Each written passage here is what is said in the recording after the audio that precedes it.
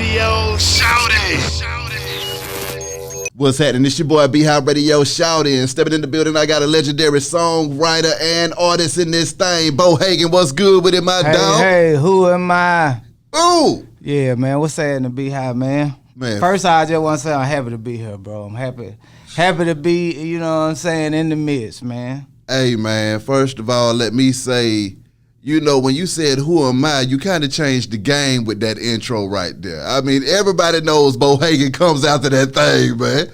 Let's get straight to it. Getting crunk with Lil Jon. That banger right there, that really just kind of catapulted you into the limelight as an artist in this crunk movement. What was it like when that thing hit? Get crunk. I get crunk. The first line in Get Crunk, you know what I'm saying? Because I had a part in writing Damn. But the word didn't know I helped wrote Damn. Yeah. So like the first line in Get Crunk, I was like, man, if I ever get another shot, I'm going to say my name in the first opening line. You feel me? Yes, sir. And that's where the Who Am I on Bohagon came from, man. And like it became like a household thing, you know what I'm saying? It took on a life of its own, you know what I'm saying? Shout out to Lil J. Lil J actually did the beat. Yeah. Lil J from Crime. Lil J on the track. And shout out to Jon, shout out to Sam and Bo, you know what I'm saying? And it went up through there. Take me back to coming out of Southwest Georgia with it, though, Bo. What was that like for you growing up, man? And I mean, did you have any intentions of coming to the A and turning up like you did, or was it one of those things that just kind of happened out of nowhere? It was one of those things, man, to where it was a natural thing for me because, you know, I always had family that stayed up here. My dad, my mom always stayed up here.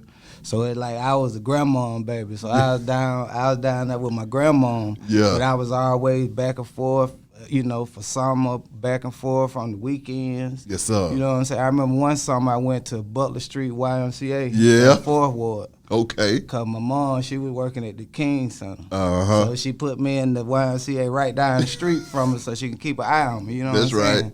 So it's like I done always been back and forth, you know what I'm saying? And so, you know, it was like a normal thing. And, you know, to be able to you know, have a career that I did, like it was a blessing, so, you know. When was it that you realized that you had bars and that it was time to go in? From my first time ever busting a rap that people fuck with, I knew it was bigger than me. Uh-huh. You know what I'm saying? I knew where I was from, the area. I knew it. You know, we weren't gonna have the same opportunities. So if I had to make it, however I could make it, you know what I'm saying? And that would lead to me getting in the game on the Bass All Stars record. Yeah.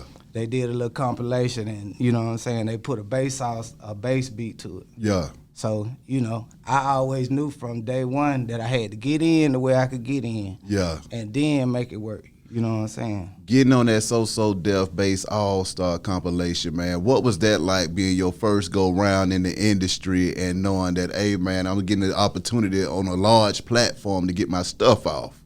Yeah, you know, it was crazy because back then they weren't really doing singles. So one of the songs off the album became a hit. Yeah. The Lathan, the Freak, I Can Freak It in the Mom, you know what I'm saying?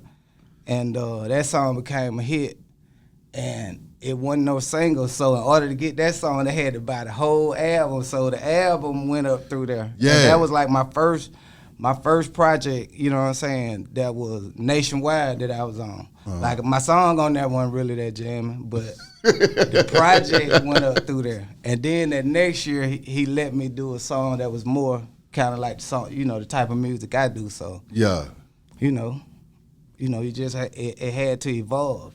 How did you link up with Jon in this thing? A cat that I started out working with named Gio. Mm-hmm. Gio was one of Left Eye's producers. Uh-huh. So we were recording with a guy named Michael Anthony, who worked with Black, another one of Left Eye's producer, working with the R&B group that she had. Yeah. And Gio heard him and he heard some of our music, and you know, he wanted to work with us. And out of working with us, he let Jon hear some of our music, and Jon was doing the compilation. Yeah. And he wanted to use us, you know, use me on the compilation. And I was in a group at the time. So, you know, I just told the group, look, I think this would be a good job. Yeah. So I'm gonna do this, and then, you know, we'll make it work however. And that's how I started. What was that like, leaving the group and having to go and do your own thing, man? Because, you know, you come up in these groups and it's all love, and then you like, you know what, fellas, I got to go and get this thing. But it like, in my mind, it wasn't leaving the group. Okay. In my mind, I was like, look, I'm finna go make this play. Yeah. And this play gonna be for the whole team. Yeah. And we'll come back and we'll make the team take off through this play. That's right. You know what I'm saying? That's how I looked at it. You know, it might have didn't go like that, but that's how I looked at it. So now you done teamed up with Jon in this thing, man. What was that chemistry like and that vibe like in them early crunk sessions? Yeah, in the beginning, man, we did every hole in the wall, like every juke joint, every small town, every big city. Yeah.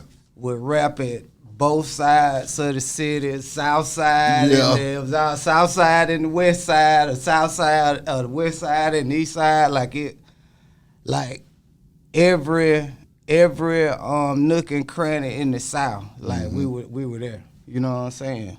And like we really put in work. You know what I'm saying? Speak on putting on that work though, man, because see, a lot of times you got a lot of artists that don't want to go through the chitlin circuit to really blow themselves up, not understanding that that's where that foundation is made. So when you come back, start selling out shows and stuff like that, or you talking about record sales and all of that extra stuff, you actually done made a real deal fan base for yourself to support you going major. Yep, exactly. It's like, man, it's like it's like growing a garden or something. You gotta water it, you gotta cultivate it, you gotta work it. You know what I'm saying? It ain't you can't just put a seed in the ground and not, you know, and just leave it alone and come back and it's gonna be full grown. Yeah. Like you gotta put that work in, you gotta grow it. And that's how a career is. You know what I'm saying? Nice. Like, whatever you want, you gotta put the work in for it. So, and the career is no different. That early time in BME though, man, did it ever seem like it wasn't gonna go up, or cause see, working that chitlin circle for a minute, you know, that get tiring after a while too. So was it a case of where you was thinking to yourself, when is this stuff gonna hit? Or did you feel like you just knew that y'all were just paying the dues at the time? It got to a point, man, to where you could see stuff starting to change. You could see it starting to change over from being just some hood shit to you see rock and roll cats around. You see goddamn, actors, and ball players, and all kind. You know what I'm saying? And it just like it exploded. Like I never forget when Jon had a listening party at Dark. Mm-hmm. And so they were playing the song. They had did a song with, I think, Trick Dad and Fat Joe or somebody on the and I think they were putting that out for the single, but they were playing the album for everybody. Mm-hmm. So they played the one joint. I was like, bro, that sound like, I ain't know how to explain it. I was like, that sound like Fort Valley Homecoming. And that was the Get Low song. You know what I'm saying? I was like, bro, that sound like some shit they said at the homecoming. Yeah. And they were pushing the other song. I was like, yeah, that song jamming. That shit, that sound like the shit at the homecoming. Exactly. And next thing you know, Get Low took off and everything switched up.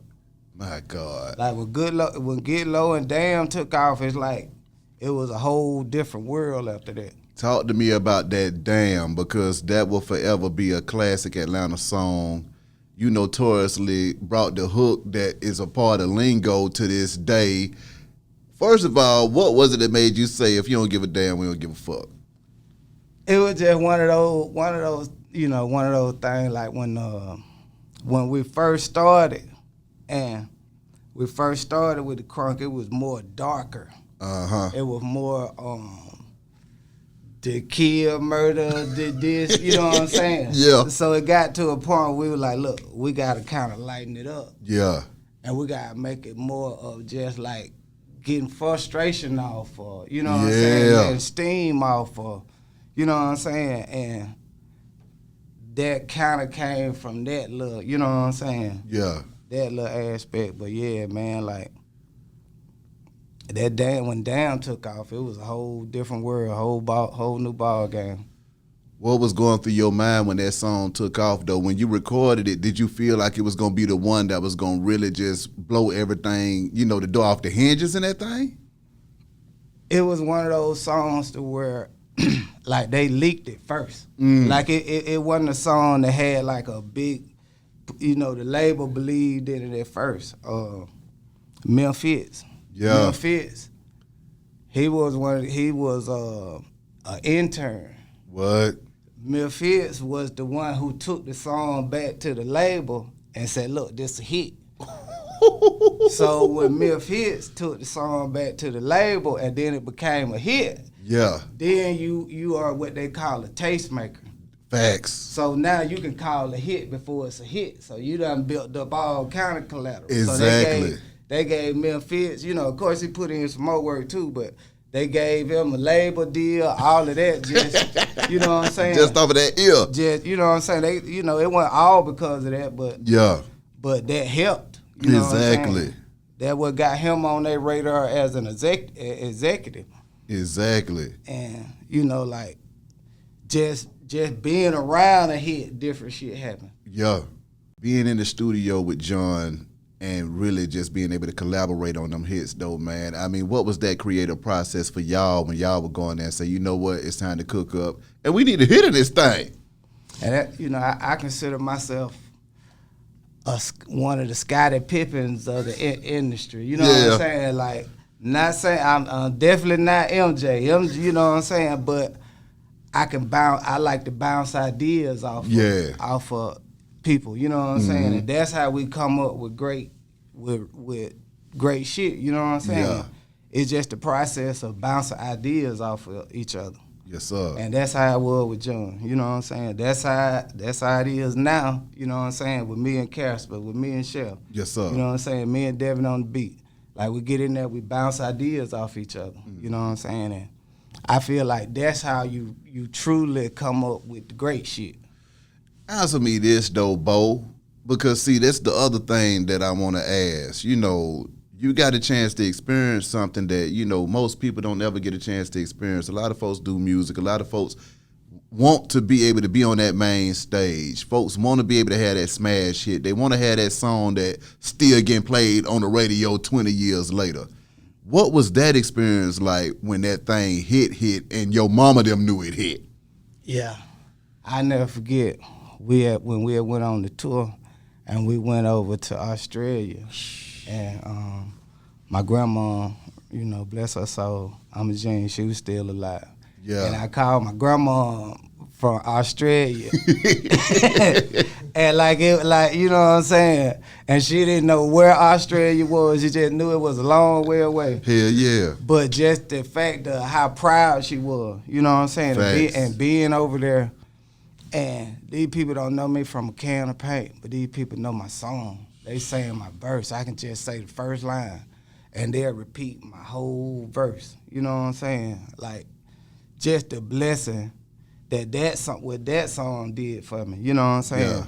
Yeah. And like, it's a whole different experience, man. Like, when people can rap something a cappella. You know what I'm saying? Like, it's a blessing.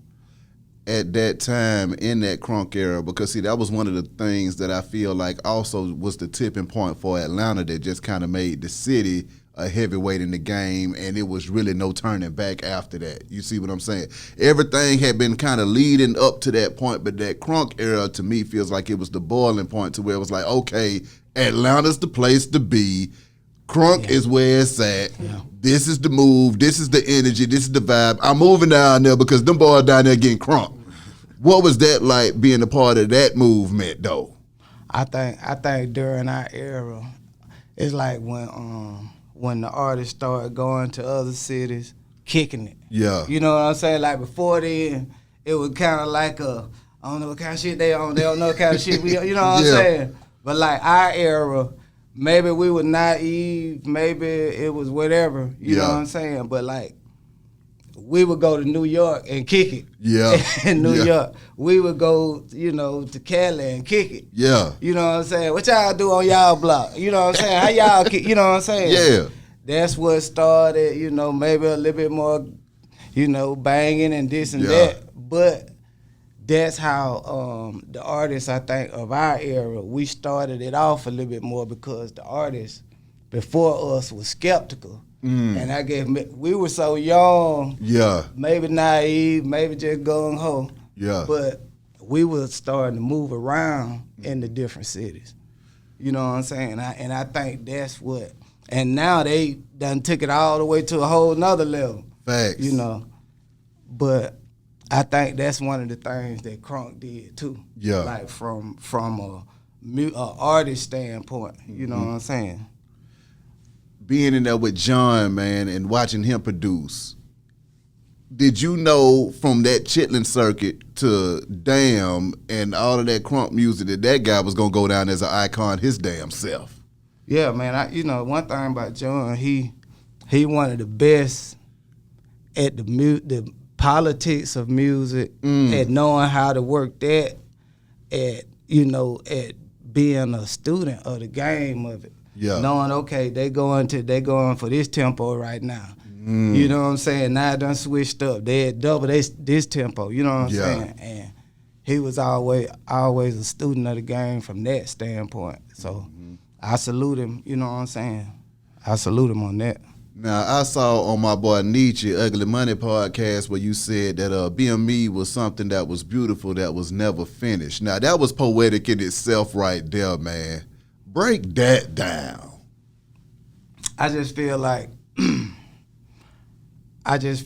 you have a beginning, you have that run, that middle run, and then you have a legacy run. Ooh. And it's like we never got that legacy run. You know what I'm saying? And it's just like it was something that just stopped abruptly. Yeah. And it's like, for it to end right, I just feel like it needs that legacy run. Do them reunion shows, you know what I'm saying? Put together a reunion and mixtape, album, whatever. And, repair whatever, whatever need to be repaired. And ride off into the sunset that right way. Exactly. You When it stopped abruptly, though, man, what was that like when everything just kind of came to a damn halt?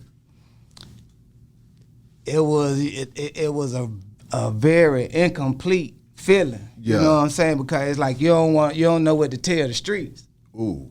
So it's just like, Ooh. and the street, you know what I'm saying? And that's what I feel like the legacy run is for.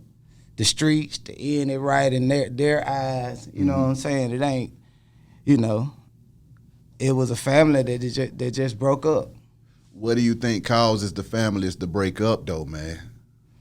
It be the money, it be the check.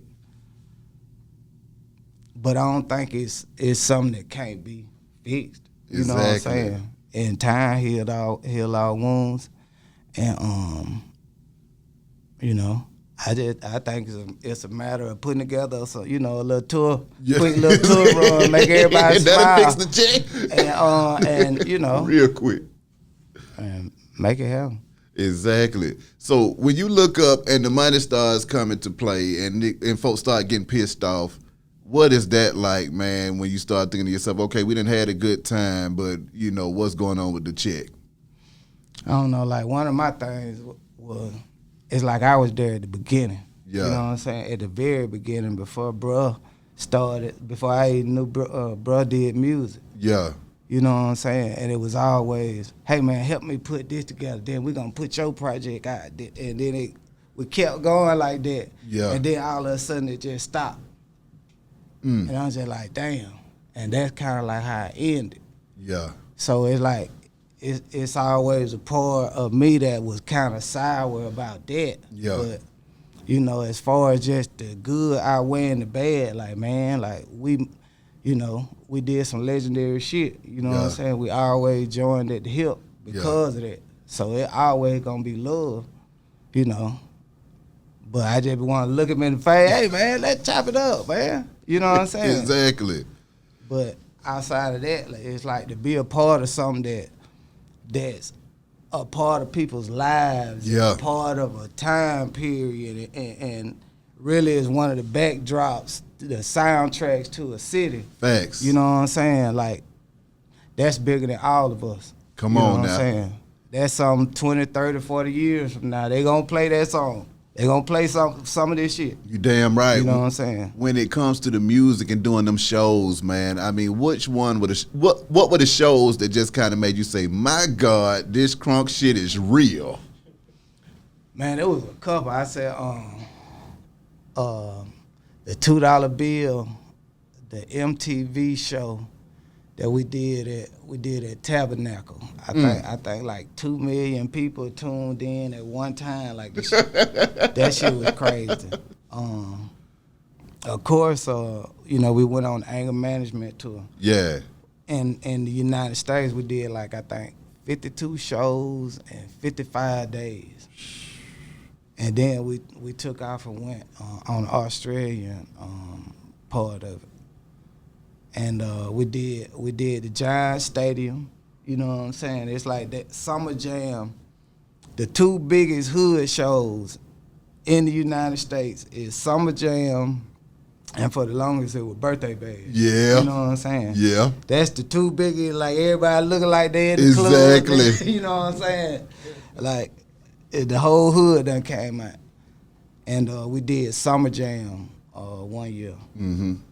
And did Weber Hall up in New York. Like, so we don't, I was blessed to be a part of some of the biggest, shows, concerts. Yes, sir. When you look back on your career, what was your favorite time of it all, though, Bo? I think when I dropped Power Move. Ooh.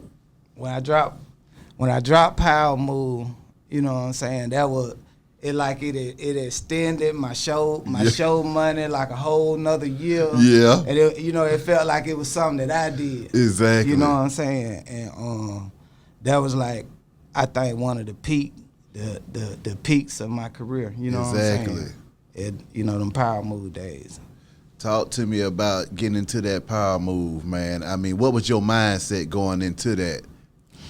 I just felt like the BME situation was coming to a close. Yeah. So I had to do something that, you know what I'm saying, that extended my shit, my my show money, my brand a little bit more. Exactly. So that's when I went, I started going with the Georgia Dirt. Yeah. At the same time while we was on the world tour, you know what I'm saying? Mm-hmm. I was gonna make sure I plug my shit every city I stop in. You know what I'm saying?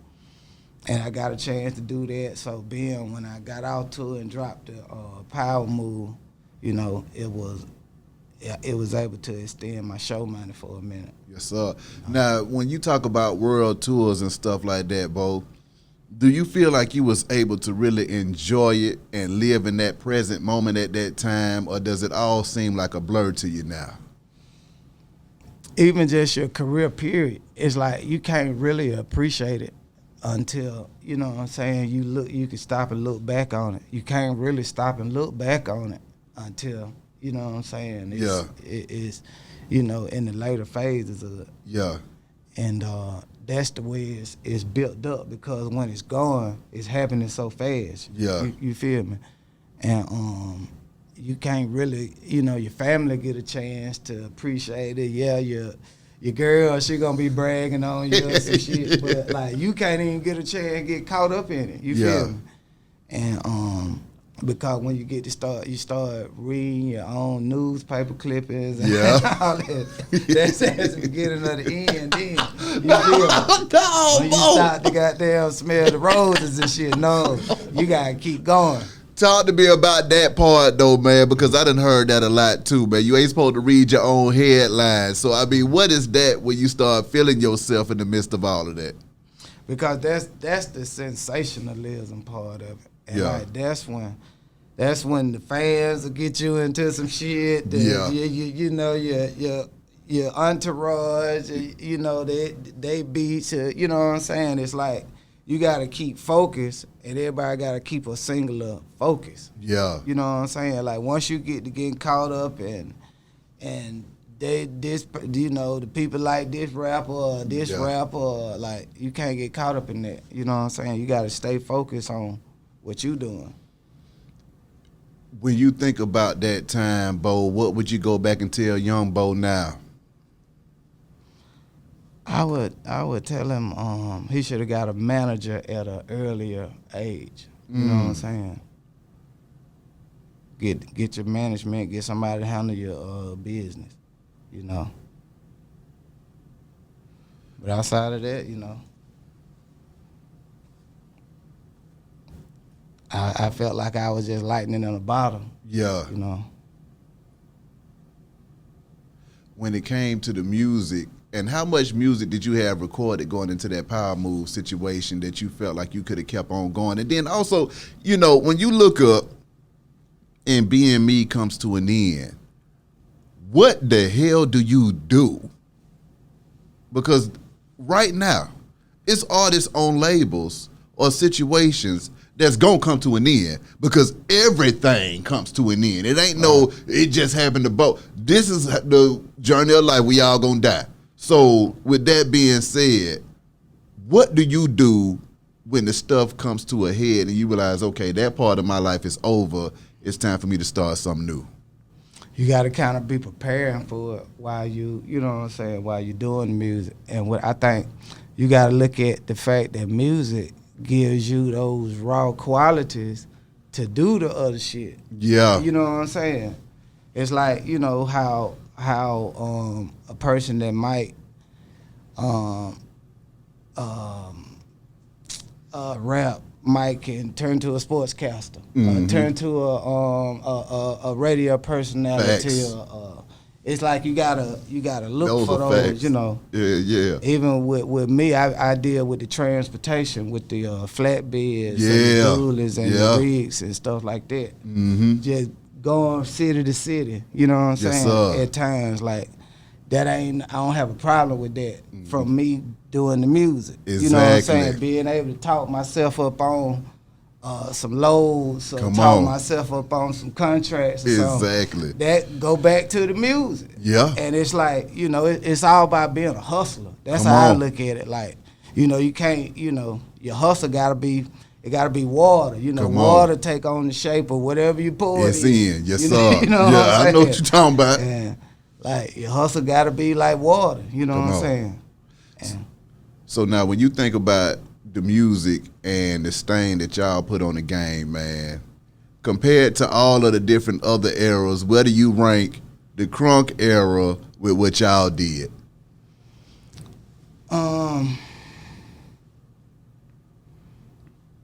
the crunk era. Now you saying? Yeah, compared to every other era, you got your snap, you got your conscious, you got your booty shake, you got all these different eras. But that crunk era was a whole nother type of monster right there. I think the crunk era was when the energy just flowed uncontrollably. I feel like after the crunk era, they organized the energy into the dances. Yeah. More so you see what I'm saying? Yeah. And same thing with like the booty shake era. It was just a lot of energy. Yeah. You know what I'm saying? The crunk was more so masculine energy, but it was still kind of like unorganized. Yeah. Like then after that, I think they started organizing it a little bit better. Do you feel like the crunk era died with BME? No, I feel like it's new words to it. Like Ooh. lit is just crunk. Yeah. Like, but it's what a nigga gonna say in 2020. You Yeah. know what I'm saying? Yeah. Piping up, that's crunk. Crunk, You know what yeah. I'm saying? All of it is just, you know, I guess to say the word crunk is kind of like some old, you know what I'm saying, old slang or whatever. But the word is still the same energy. Exactly. You know what I'm saying?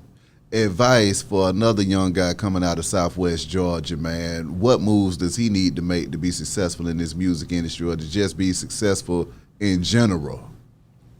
You know, the biggest thing I think now is the internet that made the world a smaller place. Yeah. So it's like, you know what I'm saying, you can do a lot of the stuff you need to be, the place you need to be, the shit you need to do over the internet, you know what I'm saying, more so than like when I started, it was all about you had to hop in your car and just go here, go there, you know what I'm saying, what you still gonna have to do, but the internet more so than anything can get you a little farther.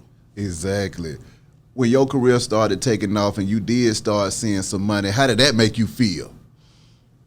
It was just a blessing because where I come from, it really wasn't no blueprint. Yeah. Like, we really hadn't seen that type of stuff, you know what I'm saying?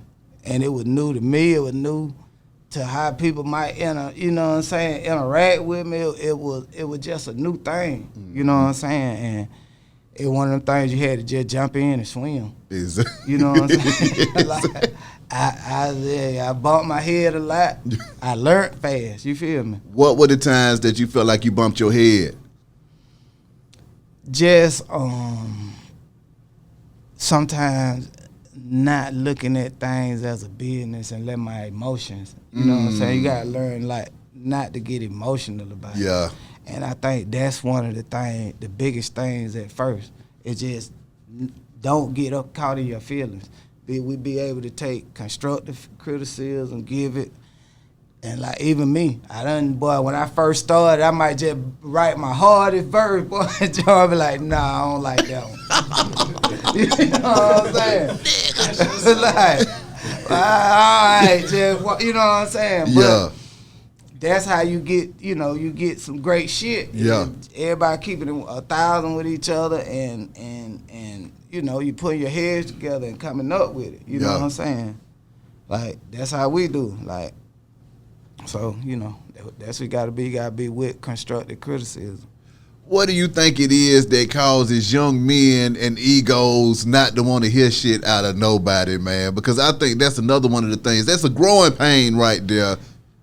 I think it's just the pride, our pride, you know what I'm saying? And it just, it be testosterone with that same pride, you know what I'm saying? And, it be a way that you can chop it up with. Like, I tell nephew, I make sure me and nephew go for a ride, you know what I'm saying? We chop it up, because they don't, in front of their team, no, come holler at me, you know what I'm saying? Exactly. Like, and that's how, they the same as when I was a youngster. What was the best advice that somebody gave you in the game, though, Bo? Just stay with it. Just stay with it. Like, when a door get closed in front of you, use that as fuel. You know what I'm saying? Let that be the reason that'll make you go that much more harder, and just stay with it. Now, speaking of staying down with it, I mean, you still grinding and making the music now, man. So, I mean, what the hell's popping off now, Bo? Oh yeah, we keep some in the oven, man. We're working on the Postal Greed film, you know what I'm saying? Starring Casper, co-starring me, you know what I'm saying? Co-starring my nephew Chef, and produced and filmed, you know what I'm saying? By Devin on the beat, man. So we got that coming down the pipeline. You know what I'm saying? I'm working on a compilation called Dirty Georgia. But the world know me from Georgia Dirt. You know what I'm saying? Dirty Georgia is just me basically in 21 bringing everything that that I'm working with now, and everybody I'm working with now, bringing the whole team, you know what I'm saying, and introducing it to 21, you know what I'm saying? And I got that coming, so it's basically those two things, and then whatever come out of that, those two things. Nephew working on his project, Get Money Chef, you know what I'm saying. Casper working on his project, you know what I'm saying. And we just gonna have them trucks on the road and have them them raps in the exactly. In the Come on. So what do you think about the industry now with this whole digital age, which allows folks to be able to move like majors from the a comfort of their damn home. Whew. Come on. It's so much more money. It's so much more money plentiful now. Come You know on. what I'm saying? And one thing I gotta say, I respect how the youngsters keep the money flowing around. You know what I'm saying? Yeah. You see the youngsters, they making sure their team get it. Yeah. You know what I'm saying? And that's maybe something that our generation could learn a little bit more from the youngsters. How they keep that money. We'll be in the club kicking it, but when the budget comes, everybody keeping their budget to themselves. Yeah. You know what I'm saying? The youngsters, they make sure that everybody get a piece of that budget. Yeah. They share the money, you know Those what are I'm saying? facts. Those And are I facts. salute them for that, you know. What is it like when you see that budget come in and you sitting over there looking crazy? You know. And then, then you see an artist from across the country just get half. Just like, man, the team could have ate out that one.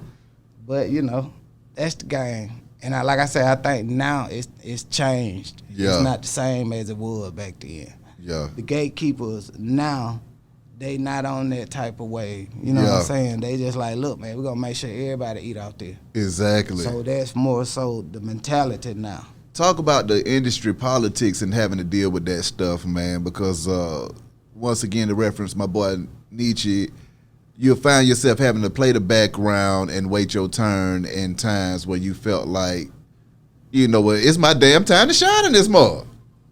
Yeah. And that's one of those things where you just gotta stay down, man. Yeah. You just gotta stay down and just know that eventually you gonna get some kind of daylight. And no matter what you just got, when you get that daylight, just go with it. Exactly. Because I knew, it was gonna be a certain type of politics that I was gonna have to, you know what I'm saying? Yeah. I was gonna have to know how to play them and so I don't get frustrated, about the things that didn't happen. More so than I just appreciate what did happen. Exactly. When you talk about the things that did happen, man, what was those times for you when you said, okay, this is happening for me right now, and I'm loving this shit? When I got my first check off of Damn. Ooh. You know what I'm saying? I'll never forget. We had a spot out in Stone Mountain. And I got my first check, and I bagged back into the house, looking both ways down the street. You know what I'm saying? Like, God, I did. You know what I'm saying? I felt like somebody was gonna come for my check. You know what I'm saying? And that's when you say, okay, it's real. You damn right. Like up until then, it was just. I was just hanging around rich niggas and I when they feel you. that check and I just bagged in the house and looked both ways down the street before I had shut the door. I knew it was real. You know what I'm But saying? that was just the hook. So what was that like when you got broke off like that for a hook in this thing? And then they just started, it would just come, be a lump sum, then it'll come 5-6 months later, another lump sum, just a couple stacks, less than the first lump sum. Then it just kept doing that for like 2 years, 2.5 years. Then it just settled down to just Yeah. But Okay, so now you talking about rapper money, man. What was that like, getting rapper money and you thinking, I'm doing what I love, I'm seeing my check in this thing, and I mean, it can't get no better than this, really, can it? My God. yeah, but it's like, when you're part of a team, everybody got to play their part. Yeah. And I was playing my part. Yeah. I wasn't the point guard, though. I didn't bring the ball down. You Yeah. know what I'm saying? I could be over there in the corner just Hitting it with the doing sky jumper hook. jack. You know what I'm saying? Yeah. Boy, and they don't throw it to me, boy. I'm the nigga wide open in the corner. You feel me? And it just, we went out in the first round that next year. And we didn't come back. We dismantled the team. Yeah. When you look at that team, though, man, and you think about that label, because when you talking about your Scrappies and your crime mobs, yourself, Lil Jon, that's a hard-ass label, man. And then all of y'all drop classic material that's still beating to this day. That's why, if you notice, you always hear me say, man, they need to put that reunion tour Facts. together. Because the streets be wanting to hear that. Yeah. You know what I'm saying? The streets be want to hear that shit all together. Exactly. Like, you know. Y'all could pack out State Farm with that. Hey man, like I'm with the play. I ain't tripping. You know what I'm saying? What do you think it is that keeps that from happening, man? Because see, that's another thing too. It's like, come on, y'all, can we get a damn reunion for somebody dying this thing? Can we please? Because it be one of those situations where somebody might have took the lion's share of the budget, took off, changed the number, and now this the next time you see them after all that, and they think you supposed to be tripping, but it's like, bro, I ain't tripping. Yeah, we good. Like, we look, good. tell them folk that how many shows we got. Is that nigga? It's another check on the table. We ain't worried about that old check. Let's get some new money. And it be that hesitation from that right there, and then you know, and it's just like, man, ain't nobody tripping. Come on. These folk I'm tired of these folk asking me about it. Yeah. They go ahead and get their money and put all that shit behind us. Exactly. You know, but yeah, you know, people have to just get to that point in their spirit. Yeah. You know what I'm saying? So now going forward, man, is there anything you want to get off your chest? I see you got the fam in the building. I mean, what's happening? Man, we just want to let everybody know, be on the lookout. Post Agreed coming soon. You know what I'm saying? They coming down the pipeline. We got Dirty Georgia coming soon. You know what I'm saying? I want to let these guys shout out their own, you know, let them know what the social media is. Get in here. Definitely, man. Get Money Show, man. Y'all can go follow me on Instagram, Get Money Show. Twitter, Get Money Show, you know what I'm saying? My Facebook, I ain't, you know what I'm saying, too much shot now. My Facebook looking like mine, only two folks on it. I feel you. I'm maxed out on that, but I can't even add no. You already know it's Casper in here with a K. You know what I'm saying? GME _ Casper _ GME. We in here, you know. Got my partner Devin on the beat, like he said. Post Agreed, the movie. That's right. We working, man. I can dig it. Bo, I got to ask you something else, though, man. What's up, big bro? Getting on them crunk tracks and snapping. See, that's a whole nother ball game that we talking about right now, Bo. We knew that Jon could get on there and chant, but we didn't know that somebody could get on them tracks and snap. Yeah. What was that like for you saying, you know what, I'm not coming with no chants. I'm coming in this thing and I'm snapping. Yeah. That's the blessing of it all, and that's what tied it all together. That's why I be telling you, Jon, like, come on, your legacy back. Come on, get your legacy, bro. Like, stop tripping. You know what I'm saying? Like, you know, you're a ship with no anchor, bro. Come you on. know what I'm saying? These folks we joined at the hip from that shit. You know what I'm saying? Yeah. You know, and you know, it really made both of us better at that time. That's what led bruh to going and getting all, you know, the New York rappers on this track, the LA rappers on this track. It was just because of that, all of that early stuff, like, you know, it was in there going in. Exactly. Yeah, you know. I can definitely dig it. Well, Bo, fam, appreciate y'all coming through this thing, man. Wish y'all nothing but the best and much success. Be High Radio, shout it. I'll holler at y'all in a minute, man. We go.